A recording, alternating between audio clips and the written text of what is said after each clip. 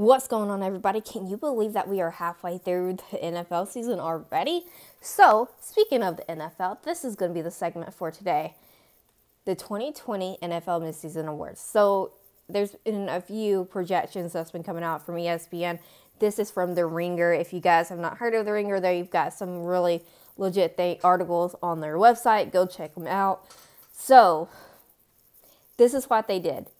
Now, the official league awards won't be given out till the night before the Super Bowl, of course, but let's just do Midseason Awards for the fun of it. I believe that this is some good stuff right here. I've seen a lot of incredible athletes this season so far. So, they were considering performance from week 1 through week 9, not projected how players will perform in the second half of the season, or that they may get injured or whatnot. So, I just added the injury part in there because you never know. MVP awards they have on here, Russell Wilson. Okay, yes, Seattle has been incredible because of Russell this year, and I feel like, he's going to continue to be successful for the rest of the season. The runner-ups was Patrick Mahomes and Aaron Rodgers. They both have done incredible. Wilson did struggle, though, in Sunday's loss to the Bills. However, the Bills have been incredible this season as well. His 28 touchdown passes led the league and are third most ever through 8 games, and he's on pace to finish with 56 passing touchdowns. We will see. If that's the case, he will break Peyton Manning's single-season record of 55. Now, Seattle leads the NFL in points per game. So, we will see if Russell Wilson can carry this team even more. If so, he should be MVP. However, don't count Patrick Mahomes or Aaron Rodgers out. They still have a chance to be MVP winners, or one of them anyway. So, Patrick Mahomes, if he makes it to the Super Bowl again, yeah, he should be MVP. Aaron Rodgers, same thing. I think Aaron's done pretty well this season, all things considering. So, with that, let's move on to the next one. Offensive Player of the Year. Alvin Kamara, or is it Kamara? I always forget. From the Saints. He's the Offensive Player of the Year so far for Midseason Awards. If he continues to perform the way that he did, he should be able to get MVP at the end of the year, or at the end of the season, I must say. The runners-ups are Dalvin Cook and Davante Adams. Dalvin Cook has been amazing to watch. He's a fun player to watch as well. So is Davante Adams. Alvin Kamara is fun to watch too. I loved watching him play. I haven't watched him much this season. Last season I got to watch him a little bit more, and he's just so fun to watch and so talented, very athletic. Now, no team relies on skill position player more than the Saints rely on Kamara. He has the distinction of being the team's leading running back and leading receiver due primarily to last season's Offensive Player of the Year, Michael Thomas, going on injured reserve in week 1. That really hurt the Saints a little bit, but not too bad. Michael Thomas is great as well. However, Kamara is really good. He has 30 more catches and 200 more receiving yards than anyone else on the Saints. So he's been a very big part of the team, and I feel like the Saints won't ever get rid of him. If he doesn't get injured, the Saints can be dangerous.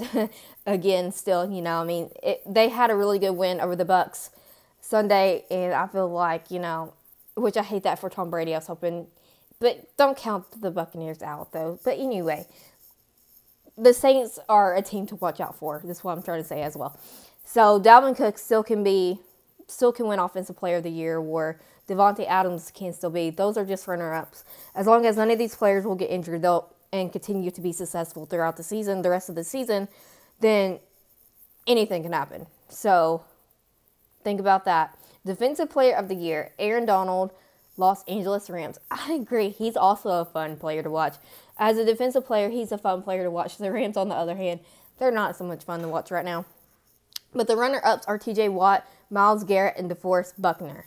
Now, I don't know much about Buckner because I haven't really watched very much of him. T.J. Watt's pretty good, but he's not his brother. But T.J. Watt is still a dangerous player that you have to look out for defensively. Myles Garrett is one that is amazing to watch as well. I love watching him play as well. He's a great defensive player, great for any team to be on. I mean, it's amazing to see a lot of these players, just how athletic they are on that field. And, it just is. Aaron Donald should win it, but if he gets hurt or something, he probably won't win it, of course. But T.J. Watt, Myles Garrett, DeForest Buckner, they all have a chance to win it as well. They're runner-up. Now, everything that I'm reading pretty much is from The Ringer. It's from this person that wrote it. Okay, so here he says, Derrick Rose won the NBA MVP award in 2010-11 because voters got bored of LeBron James' dominance. Picking someone other than Donald for this award would be a similar mistake. He's tied for the lead in sacks with Cleveland's Myles Garrett. As an interior defensive lineman, Donald's pressure statistics are as good as or better than those of every edge rusher in the NFL. Pressuring your quarterback from the middle of the line is much more disruptive than pressuring from the edge. And I agree. And Donald is doing that better than anyone since the peak of J.J. Watt. Don't take his greatness for granted, and I agree. So I believe Aaron Donald will win this MVP award, or Defensive Player of the Year award. But you got T.J. Watt, you got Myles Garrett to watch out for. Myles Garrett is very good as well. He's very dominant, I feel like. And you don't want to face him. If you're a quarterback, you definitely don't want to be sacked by this guy as well. I mean, Aaron Donald as well. He's dangerous on the field. That's my personal opinion. Now, Coach of the Year award, Brian Flores, Miami Dolphins, runner-up Mike Tomlin. This is really hard. Brian Flores has done very, very well with the Dolphins, I feel like, all things considered. Now, runner-up is Mike Tomlin. I feel like Mike Tomlin deserves the Coach of the Year award just because look at the success that he's had as a coach. And especially being African-American, he has already surpassed Tony Dungy on a couple of levels. Will he win another Super Bowl as a head coach? I believe yes, he will. Will it be with the Steelers? I don't know. Will he stay with the Steelers? He has this long. I don't know. But I've always really loved his coaching ability, and I feel like don't count him out. Don't count him and the Steelers out. He's a great coach. He should get Coach of the Year award, I believe. But that's my personal opinion. All this is my personal opinion, okay? Comeback Player of the Year award, Alex Smith, Washington football team. Runner-ups is Teddy Bridgewater, Ben Roethlisberger, and Rob Gronkowski. I feel like Gronk, maybe.